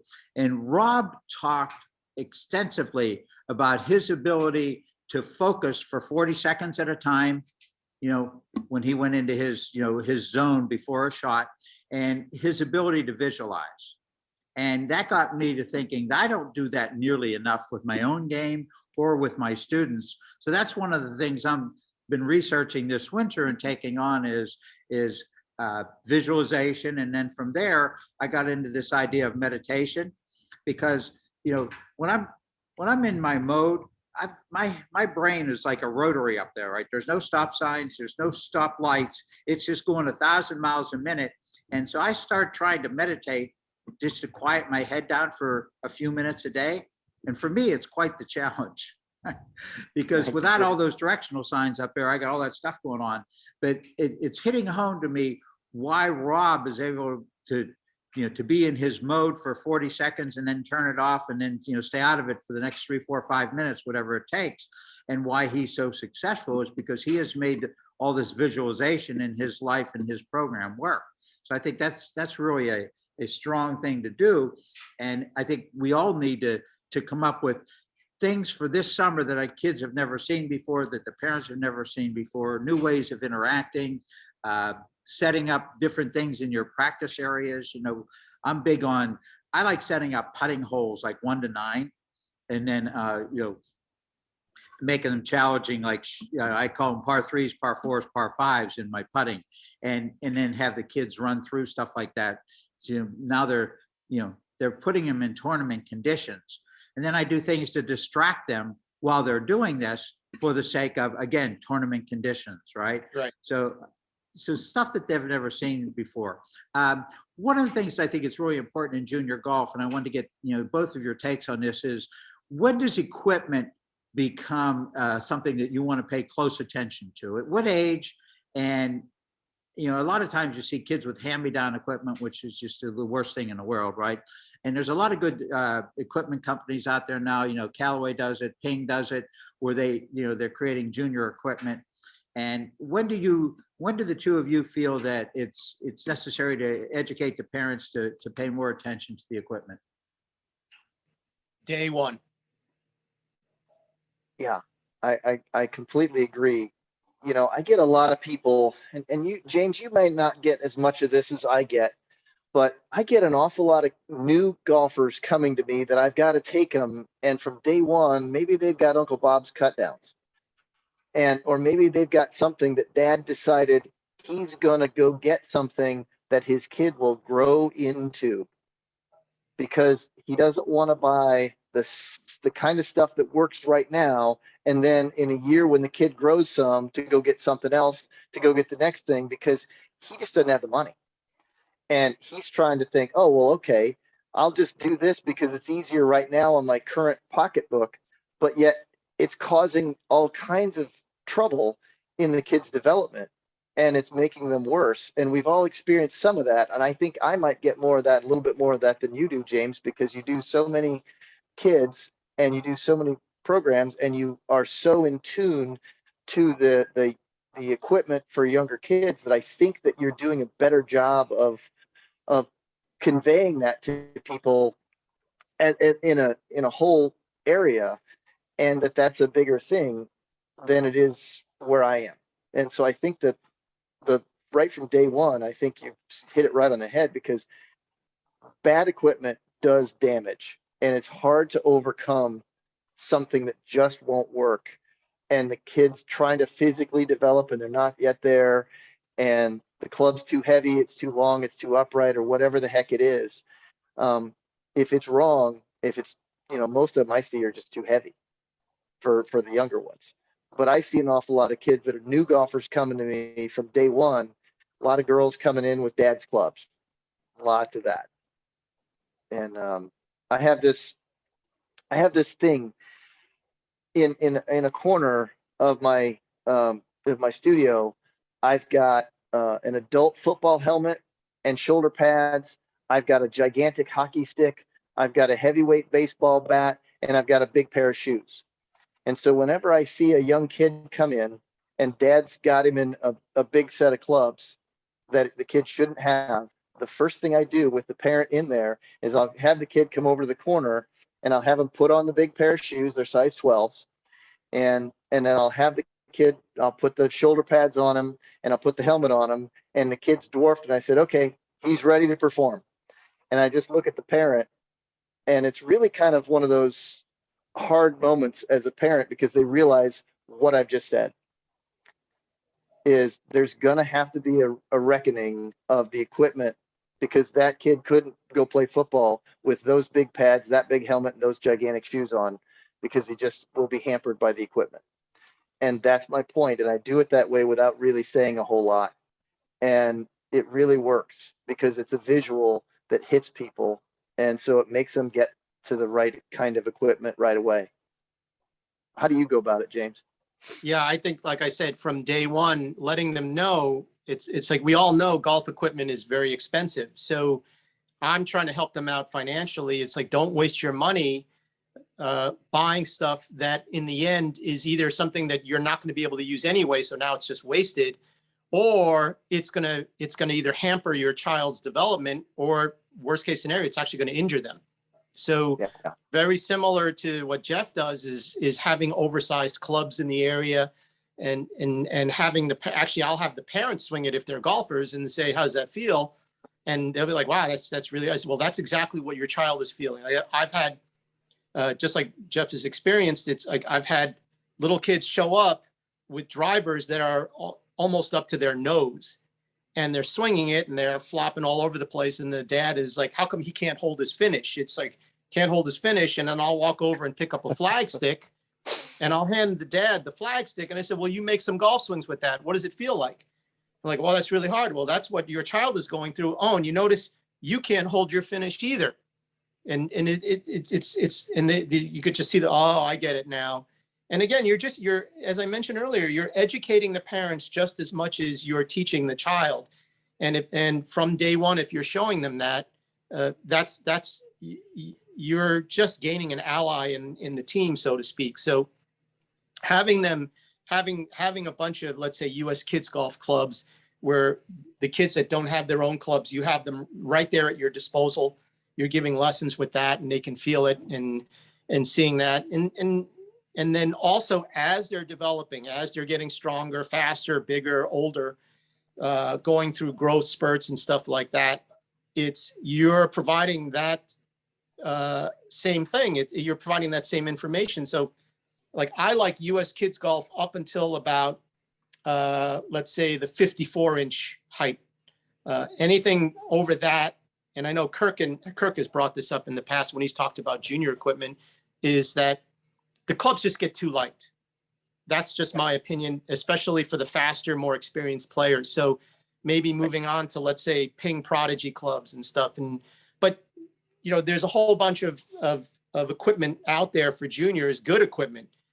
And also need to be aware of what the bad equipment is. And you know, I don't want to embarrass any name brands, so I won't mention them, but I've seen kids walking in with a certain name brand and right away, I have one of those swing scale things and I'll measure their club and I'll put my club on there. And it's within a couple of grams, the same weight, or like the stiffness is almost the same. And if they're coming in with cut down clubs, what I'll do is it's just mention, remember the time when you would go to a Chinese restaurant, you take the chopsticks and you'd break them in half like that. And then what would happen when you got to a certain length when they were that big? Well, you couldn't break them in half anymore. So what is that telling you? They're stiffer. So that's what's happening when you're cutting your Dynamic Gold S300 irons down by 2 inches so that little Jimmy can play with them. It's like, imagine what that kid must be feeling. Yeah. Because how are we going to take these, the equipment gets in the way of a lot of things. And our goal is to take them from the beginners to the intermediates. And how do we change that whole thing? Do we have them practice differently? Is it different equipment? Is it, how do we go about, once the basics are in place for these kids, what if the equipment doesn't match? What if that's the problem? Well, then we've got to solve that. But what if it's not the equipment anymore? And what if it's, how do we take them to the next level from where we had them? How do we escalate that? How do you change the level of practice? And what kind of things do you do differently there, James? Yeah, I think that's a good point. And, before I forget, the kind of like going along with what you're just asking, it's when they start to transition from those really lightweight junior clubs into something with a little bit more substance. The head weights are heavier, the shafts are heavier, etc. Is let the parents and the child know, hey, you're going to struggle for a couple of weeks here or whatever as you adjust, because you're going to notice that the clubs are much heavier or the head weight is much more noticeable in your swing. So don't be surprised if you're topping it or hitting it fat at first. Don't panic. Don't worry about it. As you get used to what you're feeling, that will disappear because you are an experienced golfer. Don't worry about it. As your body recalibrates, you'll see your playing level will improve again. Yeah. One of the things that was mentioned by Ron Wright is there's a company, Epic Club. So if you go to your chat, you can see the queue. I found their website and I put that in there. Ron says good things about them. Are you guys familiar with Epic, EPEC Golf? Yeah, I think those are the ones where you can send them back and then they send you either head weight changes. There's a little plate on the back of those. And then they can put different shafts in them. I think you can trade up. And I think that's a pretty good idea. I understand what they are, but I don't know about the quality of build. I don't have any experience with looking at at how good they are. I just understand you can send them back and change some weights. But it is an option for people to look into. And the thing Yep. about equipment is if you're at a club, or in James' case, you're at a golf course and you do these, let's call them pre-season meetings for parents, then you can talk about equipment up front, right? So they don't rush out. If they have kids that are getting into golf, they don't rush out and buy the wrong equipment. So you can, Right. you can kind of yeah. cut off some of the potential problems right there with these Oh, pre-season meetings, right? This happens a lot too. And I go to some of the parents and I'll talk to them, and it's a great idea to hit them early. But what I see a lot is, hey, I want to buy Bobby a new set of clubs for Christmas. I'm like, whoa, whoa, whoa, time out. Little Bobby's growing. And you're talking about getting him a set of clubs that he's not going to use for 4 more months. Whoa. Time out. Good Because point. the things that you put in his hand right now under that Christmas tree, he's going to think are really cool. And in 4 months' time, he's going to be a couple inches Yep. taller. Something's going to give here. And then all of a sudden, what's going to happen is you're going to make him play with those clubs after he's grown, continuing to get stronger. And now all of a sudden, he's got 2 smaller clubs, unless you were gambling the right time at Christmas time on how big he was going to be 4 months later. So it's really tough for this. When do we buy for our kids thing? How to plan for that? It's a difficult thing. I think that's a very good point. I had a father come to me. He wanted to buy his son a Hanukkah gift. And I said, cut the picture out of a golf club, put it in an envelope. And I said, give him the envelope. And I said, March, April. I said, all the new equipment comes out at the show, which will be next week. And I said, then he's already grown into what he's probably going to be for the next few months, and we can go from there. Now, the both of you have done a really good job on all the positive things that you do. What do you think are some of the negative things that happen? Or if we had to list 5 must-avoid situations with junior golf at your facilities, in your programs this coming spring and summer, what are some of your must-avoid situations? What are things that you just don't want to have happen? I don't want to fight to get the time to get the kids to the golf course. I don't want that argument with the facility at all. I want to make sure that the facility values the time that the kids are going to get on the golf course like I do. That's the number one thing that I'm trying to avoid all the time. I want to make sure that I'm constantly working with the people at Timbergate here that say, okay, Jeff, let's find the time that you want to run your junior golf programs, and when do you want to use the golf course? So of course, I'm trying to go about this. It's a busy place. James, you work at a busy place. There's a bunch of golf going on there. And so what I'm trying to do is figure out, when can I actually get the kids here early in the morning, and can we get to the backside before the maintenance crew gets there? And if I can do that, I'm now making Timbergate management happy, because I can get to the golf course at a time that's not upsetting play. And then they'll give in a little bit on when another time that I want to use it. And I find that to be Sunday afternoons. I know a lot of guys don't want to teach on Sunday afternoons. I do. I want to get to the golf course. I want these kids to learn as much as possible on the golf course. So I'll do it at a time where I know it tends to get a little slower. Does it mean I miss, some other sporting events that are on Sunday afternoons? Sure, it's okay. But that's the one thing that I try to avoid, is the beef of when I get the kids on the golf course.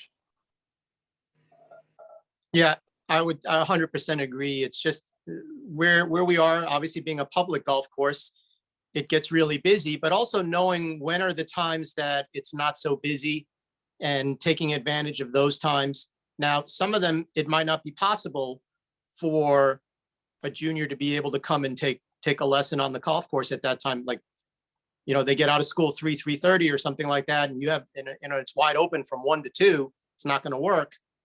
But the other thing you're looking at is when there are openings, it's just knowing that, can I bring my student out and grab that spot for 2 or 3 holes just for those 2 or 3 holes. while you're not holding up anybody. You're not trying to squeeze in, so to speak. You're not adding another tee time. You're just taking up a spot that's open. And just having that maneuverability is really important. And sometimes it is like, yeah, can I go on the back nine in the morning because everyone's being sent off the front nine, so you're not going to slow anybody up. Sometimes what's happening with our programs is that we will actually take tee times and book them for a spring program, summer program, fall program. But greens fees are priced in to the tuition that the parents are paying. And remember, one of the things the parents are looking for, this is one of their top 3 questions. Do they get to go out and play? Do they get to go out on the golf course? And if you're showing them, yes, they get to go out on the golf course, it's like, okay, great. We love that. That's something that we want. So like I said, that would be priced into the tuition that they're paying. Yeah, that's a very strong point. It's like we're going to do a spring educational forum, which is going to be an all-day affair. And we have 2 speakers coming. One, James Lights, who is going to, talk a lot about the golf swing and the deep plane and how he uses technology and so forth. And then the afternoon session, we have a gentleman by the name of Rick Sessinghaus. And I was talking to Rick, and you both have heard Rick talk, but one of the things that Rick had was he was at a golf course similar to your situation, James, where he had the back of the range, and he had a situation there where he could go from the back of the range and just kind of jump on a golf course for a couple holes, 2 or 3 holes. And he did that a lot. And one of his students, it's a gentleman by the name of Colin Morikawa, was a kid that he got at 12 years of age, and he's had him for the last 10 or 11 years. And he says a lot of what they developed in Colin's game happened on the golf course, and how Colin approached things on the golf course and his mindset and how he'd hit shots.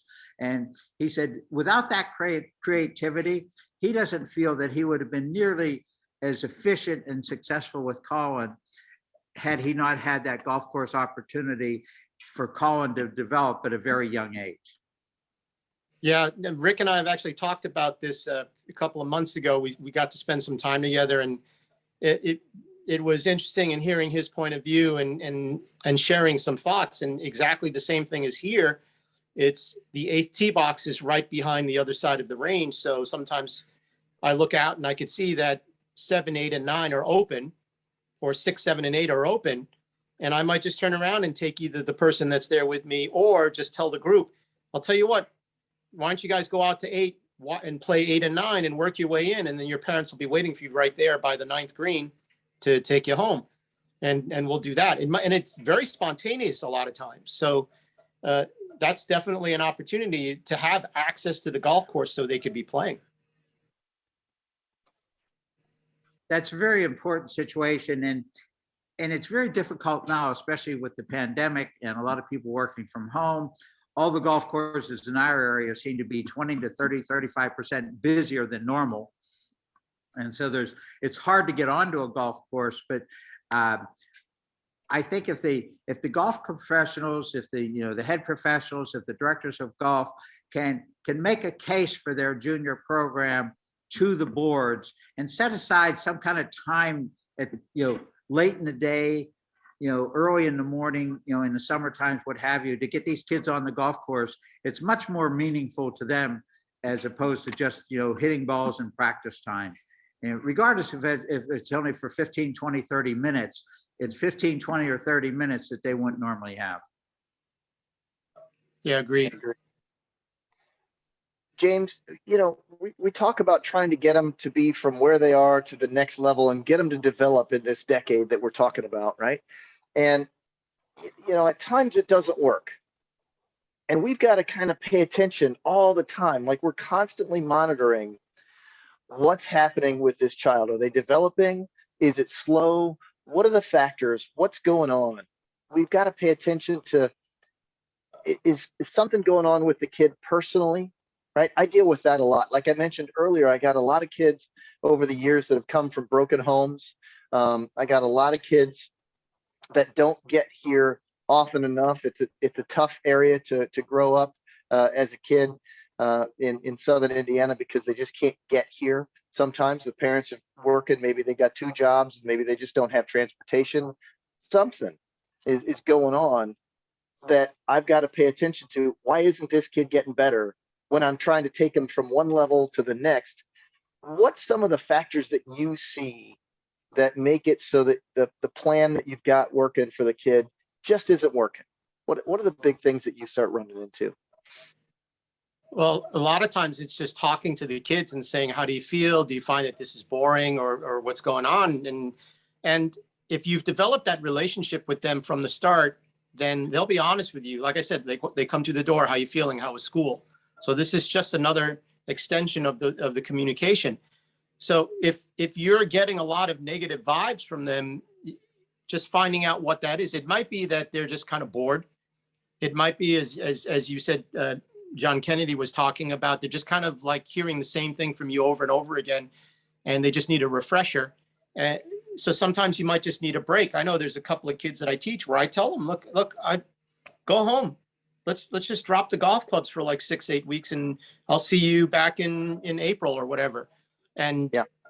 And that's fine. There's nothing wrong with that. And I know we talked about this last night, Jeff, is that what I'll do is I won't cut them off. I keep in communication with them. I'll send them messages, and it has nothing to do with golf. I was bringing up one kid who likes Legos, and like when I heard something was going to be off, like Lego was going to be selling this thing, I took a screenshot of it and I sent it to him, and I said, "You think I should get this? This looks really cool." And he's messaging me back going like, "Oh, that looks sick. You definitely have to get that." And then just continuing that. And then all of a sudden, little other things, I'll send him a picture of something else. And then all of a sudden he'll send me a video of him chipping again. Yep. Started chipping again. Can't wait to get started again. Well, what you're doing is you're keeping the student engaged with you as one of his personal mentors for a lot of reasons. And then he's got positive thoughts about you, and then goes back to golf, because these kids are doing all kinds of things, right? I got multi-sport athletes and high school kids that I work with, right? So all of a sudden the kids playing baseball and golf at the same time. I got some kids that are playing football. I got kids that are swimmers. I got kids that are basketball players and wrestlers. Their interest in golf comes and goes and comes and goes. And, sometimes, all of a sudden the kid's 16 years old. Now all of a sudden there's two things. So I work with some boys, and I know that there's two things that are going to absolutely take him away from golf right now: girls and cars. Kid turned 16. I all of a sudden don't see him for a little while. I know why. So I got to find some other way of contacting him about some other topic to do exactly what you just did. And not say, "Hey, aren't you coming back to golf?"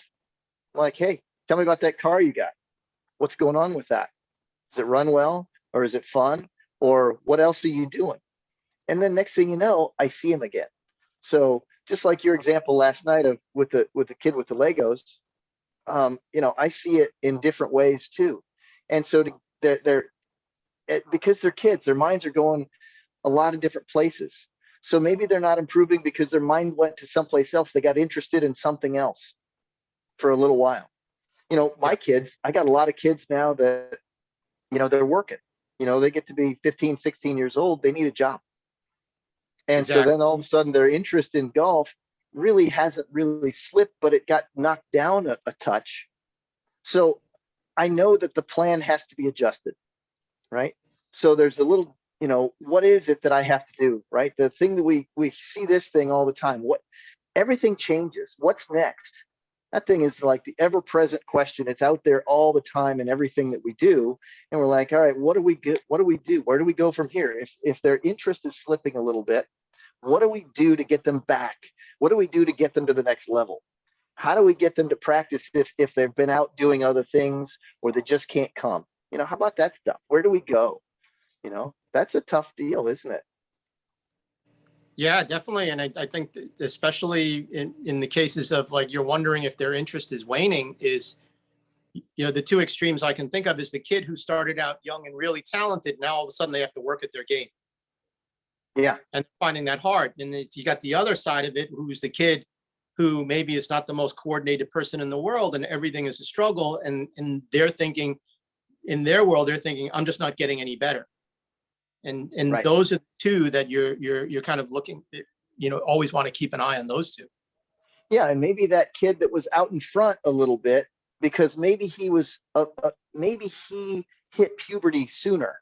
Yeah. Or maybe he's the kid that's old in his age, right? But there's always that somewhere in July cutoff before you go to this, to grade level 1 or whatever, right? And he's a June birthday or something, so he's late in that cycle. But what if he's an August birthday? Now he's old for his age group of kids and he's out in front, right?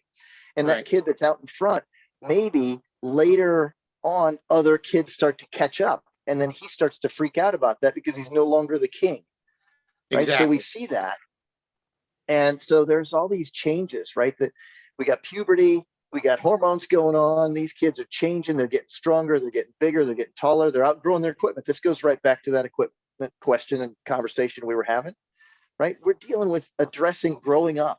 The kids are dealing with different stuff, so we've got to keep them engaged on a lot of different things because we don't know. These kids might be going through a tough time. They Yeah. might not.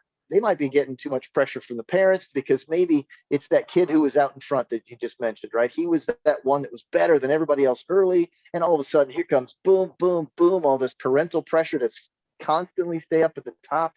And maybe maybe they expect that of themselves to always be the king of the hill. We got Yep. all kinds of things that happen when they're growing up. It's tough. And I think especially because we're doing a physical activity, it's, again, that proactive stance with the parents is letting them know ahead of time, hey, when your child goes through a growth spurt, their coordination is going to drop off the planet. So don't be surprised if all of a sudden it's like their scores are not as good as they normally, or it could happen in mid-round. It's like they could be 1 over after 6 holes and all of a sudden 7 over after 3. And then the kid afterwards, like the kids are talking about, like, I don't know what, I couldn't feel my right hand from my left hand. I just felt like, hey, you know what? Your kids are tripping over their feet for no reason because they're growing. It's like when you're going through that period, back off, take it easy, just play the game for playing a game rather than thinking I have to put up a score and stuff, or enjoying the challenge of, hey, you know what? I feel a little off today. Let's see what I can do with that. I got this kid in 8th grade and he was kind of short and is an 8th grader, right? And his physical size was what it was. He was kind of short and his arms were matching and all this. And he had a pretty nice looking golf swing, right? It was nice. All, you could call it a one plane thing, but it wasn't any change of directions back up here. And he could hit a ball pretty well. And then 3 years later, he's a junior in high school and he's 6'3". And in the meantime, this kid was a baby giraffe. There's elbows and knees flying every place, and he can't control it because he didn't work out to maintain his own body to the same level of strength. His arms got really long. He's tall now. He's got really long arms. His swing has changed completely. His dad comes in and he gives me this video and he goes, look at where he was when he was in 8th grade. How come his golf swing doesn't look like that now? I'm like, look at the two bodies. You can't compare what he once was 3 years ago because he shot up like a weed. And the whole thing changed. So his golf swing changes, but he's uncoordinated, right? He went through this period, just like you described, where he couldn't feel anything going on and he couldn't feel like he was really under control of anything. The kid was actually a basketball player in the off season, and all of a sudden his basketball game fell off. They kept putting him in the game because he was the tallest kid on the floor for a little while, and he couldn't control anything. He had a hard time running, catching, couldn't dribble, couldn't do anything because he just didn't have control. So we have to pay attention to what these kids are going through as they grow, because we don't know what they're feeling at all when they do that. What do you see, James, when these kids are changing? What happens to them as they grow up, as they change their environment a little bit? What happens, right? Yeah, you as they're growing up, they're more aware of other people around them. They're experiencing peer pressure, and for a lot of the kids, when they join a high school team, all of a sudden it's a new group of friends, and now it's a different dynamic than what they become accustomed to. And they're talking to you about, yeah, so-and-so on the golf team. And you start to realize that, hey, he or she never talked about these people before. So they're dealing with that. They're trying to find another group to fit in with now. Where are they on the totem pole of ability? Are they like in the middle of the pack? Are they the best one on the team? Are they the worst one on the team? Or how they see themselves, how they perceive themselves? So Yeah. There's a whole bunch of stuff that again, it goes back to, hey, how you feeling? What's going on? How's school? How was practice today? Right. Everything changes for these kids, and other things are changing as well. Other outside influences hit these kids. All of a sudden, they get on a high school team, and what happens? Now all of a sudden they're in a competitive environment more. Now they're going to tournaments, right? More so than they did when they were growing up and developing. Now all of a sudden you introduce other changes, other influences to how they're going to get better. And next thing you know, you got trouble because they don't know how to handle tournament play. Yep. They're no longer playing with their friends, just messing around, taking mulligans and going out and playing with dad or Uncle Bob or whatever. And all of a sudden you got to start playing by the rules. And half these kids, our job is also to teach them what these rules are. But if we're not in teaching the rules in some way that they'll actually pay attention, we're in trouble, because there's stuff that they're going to do out of ignorance, and then they're going to get penalized. And then there's going to be this wave of emotion come across these kids, and they'll feel terrible about it because somebody will call them a cheater because they might not have learned one thing or another or paid close attention to, hey, you're not allowed to do that. Because now all of a sudden they're adapting to a whole new world of golf. If they're headed toward tournament golf, that's a whole different animal than what they've done in non-tournament golf.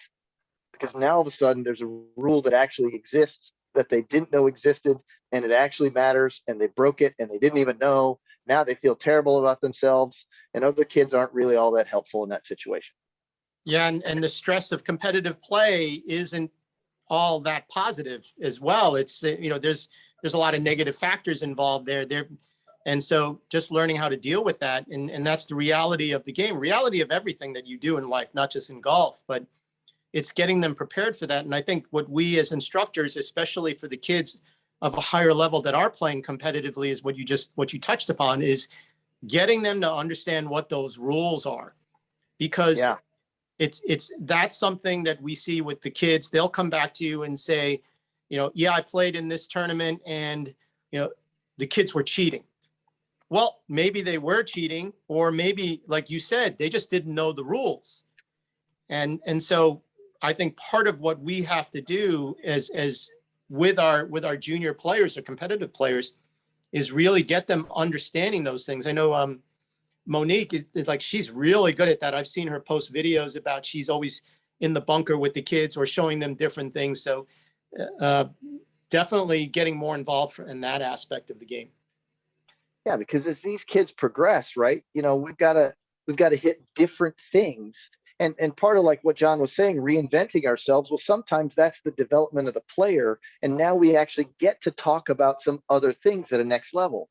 I've got some parents that ask me, well, why didn't you teach them that, 2 years ago? I'm like, well, wait a second. 2 years ago, I had this amount of time with this child, and they were only this good, and we had to get some basics down, and we couldn't just cover everything this amount of time. So, it's not like you can just snap your fingers and make them a golfer. It takes a decade to get this really done. That's why we're talking about this from 8 to 18. How are we getting all this done? And there's this time period that we're talking about where we have some kids with a little bit of time and some kids with a lot more time. And the kids with a lot more time obviously get these things a little bit more. They get them better. They get them sooner.